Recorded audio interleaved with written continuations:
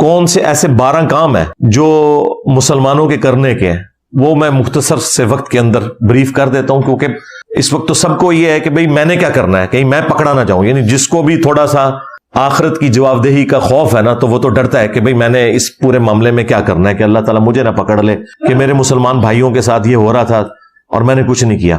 تو اس کانٹیکسٹ میں نے 12 علمی پوائنٹس کی شکل کے اندر 12 ٹاسک، یعنی 12 کرنے کے کام، ان میں سے بھی پہلے 2 کام وہ ہیں جو ہم سب نے کرنے ہیں، خواہ حکمران ہے خواہ عوام الناس ہے، اور جو بعد کے 10 کام ہیں وہ صرف حکمرانوں کے کرنے کے ہیں، اور وہ ان کو ہم نے اس کے اوپر ابھارنا ہے کہ انہوں نے یہ کام کرنے ہیں. ٹاسک نمبر 1 وہ ہے اللہ کے حضور دل سے گڑ گڑا کر اپنے مسلمان بھائیوں کے لیے دعا کرنا. دعا مومن کا ہتھیار ہے جی، یہ ذہن میں رکھیے گا. دعا سے وہ مسئلے حل ہوتے ہیں جو تدبیروں سے حل نہیں ہوتے، اور یہ اللہ نے ہمیں حکم بھی دیا ہے کہ ہم نے دعا مانگنی ہے. ادعونی استجب لکم، اے میرے بندو مجھ سے مانگو میں تمہیں دوں گا. اور پھر ساتھ فرمایا ان الذین یستکبرون عن عبادتی، جو تکبر کریں گے میری اس عبادت سے، یعنی مجھ سے دعا نہیں کریں گے، میں انہیں عنقریب ذلیل و خوار کر کے جہنم میں پھینکوں گا. بولے اعوذ باللہ تعالی. ہمارا رب وہ شہنشاہ ہے کہ اس سے نہ مانگے تو وہ ناراض ہوتا ہے. باقی شہنشاہ تو مانگنے کے اوپر ناراض ہوتے ہیں نا. اللہ وہ شہنشاہ ہے کہ جس سے نہ مانگا جائے وہ ناراض ہو جاتا ہے. تو دعا آپ نے مانگنی ہے، یہ ایک حق ہے مسلمان کا دوسرے مسلمان کے اوپر. اللہ تعالیٰ نے سورۃ الحجرات میں فرمایا انما المؤمنون اخوہ، مومنین تو اس کے سوا کچھ نہیں کہ وہ آپس میں بھائی بھائی ہیں. اور اس کی جو ایکسپلینیشن ہے نا، وہ نبی صلی اللہ علیہ وآلہ وسلم نے جس انداز میں کی ہے، صحیح بخاری اور صحیح مسلم دونوں میں حدیث ہے کہ باہمی اخوت میں، بھائی چارے میں، ہمدردی میں تمام مسلمان ایک جسم کی مانند ہے. جسم کے اگر ایک حصے میں بھی تکلیف ہو تو پورا جسم اس کی تکلیف کو محسوس کرتا ہے. حتیٰ کہ صحیح مسلم میں یہاں تک الفاظ ہیں کہ اگر آنکھ میں تکلیف ہوتی ہے نا تو پورا جسم رات کاٹ کے گزارتا ہے، صرف آنکھ نہیں جاگ رہی ہوتی، پورا جسم جاگ رہا ہوتا ہے. تو یہ دعا والا معاملہ کرنا ہے، اور اس دعا میں ہمارا اپنا فائدہ بھی ہے. صحیح مسلم میں حدیث ہے کہ جو مسلمان دوسرے مسلمان کی غیر موجودگی میں اس کے لیے دعا کرتا ہے، ظاہر ہے ہم تو یہاں ہیں، وہ فلسطین میں ہے، یہاں بیٹھا ہوا اگر کوئی ان کے حق میں دعا کرتا ہے تو اللہ تعالیٰ ایک فرشتہ معمور کر دیتا ہے جو اس دعا کرنے والے کی دعا پر آمین کہتا ہے، اور ساتھ یہ بھی کہتا ہے کہ اے اللہ جو یہ شخص اپنے بھائی کے لیے دعائیں مانگ رہا ہے نا، یہ تمام دعائیں اس کے حق میں بھی تو قبول کر لے. دیکھیں، یعنی ہم تو خود دعا مانگ رہے ہیں اور فرشتہ ہمارے حق میں، ایک معصوم فرشتہ ہمارے حق میں اللہ کے حضور دعا مانگتا ہے. تو اس دعا کرنے کا فائدہ ہمیں خود بھی ہے کہ اگر ہم اپنے بھائیوں کے لیے دعا کریں گے ان کو تو فائدہ ہونا ہی ہونا ہے، انشاءاللہ ہمیں بھی اس حوالے سے فائدہ ہوگا. ٹاسک نمبر 2 وہ ہے سوشل میڈیا کے اوپر اپنی آواز کو بلند کرنا.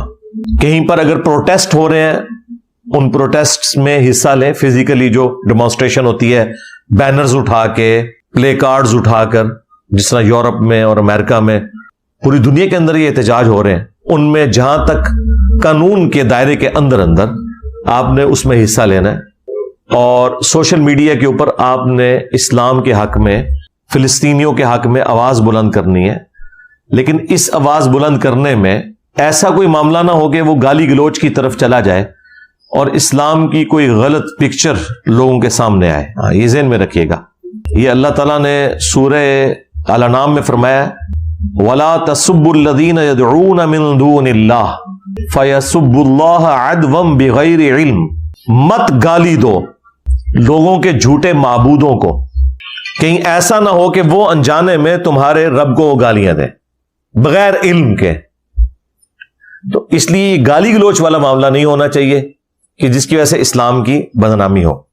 اچھا، اس آیت کو بعض لوگ میرے خلاف بھی یوز کرتے ہیں کہ جی ہمارے بزرگوں کو برا کہتا ہے، تو قرآن نے تو کہا ہے کہ کسی کے بزرگوں کو برا نہ کہو، وہ تمہارے بزرگوں کو کہیں گے. تمہارے بزرگوں کو آپ کہہ لیں. ہمارے بزرگ وہ ہیں کہ جن کے بارے میں آپ تصور بھی کریں گے نا برائی کا تو آپ اسلام سے خارج ہو جائیں گے. تو مر جاؤ آرام موت، ٹھیک ہے، ہمیں تو کوئی فرق نہیں پڑتا. دوسرا، یہ آیت کافروں کے بارے میں ہے، مسلمانوں کے لیے نہیں ہے. مسلمانوں میں اگر کوئی شخص اسلام کے ساتھ غداری کر رہا ہے تو اس کے لیے تو قتل مرتد کی سزا ہوگی. وہ تو اسلام کی روح سے منافق ہے. اس کو ننگا کرنا ہر مسلمان کی ذمہ داری ہے, وہ اسے گالی دینا نہیں ہے. اسی لیے میں کہتا ہوں کہ آپ ہمارے مخالفین جو ہو نا, آپ لوگ کافر ہو جو چھوڑ دیں گے آپ کو, لیکن مسلمان ہو کر نام لو اللہ اور اس کے رسول کا, چندے اکٹھے کرو اللہ اور اس کے رسول کے نام کے اوپر عز و جل و صلی اللہ علیہ وآلہ وسلم, سواریاں سوار کرو مکے اور مدینے کا نام لگا کر, ہاں یہ آوازیں دے کر, اور انہیں پھینکو اپنے بابوں کی درگاہوں کے اوپر ان فرقوں میں جا کے, تو پھر تو ہم تمہارا لحاظ نہیں کریں گے. بالکل غداروں کے لیے نہیں ہے یہ چیز, یہ بالکل ڈیفرنٹ چیز ہے.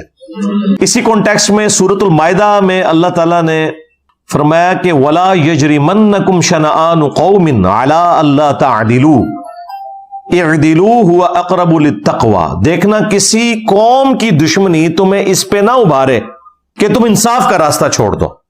انصاف کا راستہ اختیار کرو, یہی تقوی کا راستہ ہے, یہی تقوی کے قریب ہے. یعنی یہ اسپیسیفکلی تو صحابہ کرام کے بارے میں تھا کہ مشرکین عرب کی دشمنی آپ کو اس پہ نہ ابھارے کہ آپ انصاف کا راستہ چھوڑ دیں. اگرچہ وہ آپ کے دشمن ہیں لیکن آپ نے انصاف کا راستہ نہیں چھوڑنا. نہ حق کسی کے ساتھ کوئی زیادتی والا معاملہ نہیں ہونا چاہیے. یہاں پہ بھی ہم نے اپنے معاملات کو سوشل میڈیا میں یا پروٹیسٹ میں ایک پازیٹیو انداز میں لے کے چلنا ہے. میں تو یہ جو پتلے جلانا, اسی طریقے سے زمین کے اوپر کسی ملک کے جھنڈے کو ڈال کے اس کے اوپر کانٹے پھیرنا یا گاڑیاں چڑھانا, یہ کوئی علمی طریقہ ہے؟ مجھے بتائیں اس کا کیا امیج آتا ہے کسی کے سامنے؟ آپ علمی طریقے سے چیزوں کو ہائی لائٹ کریں اور بتائیں کہ یہ اسلام کی تعلیمات ہے.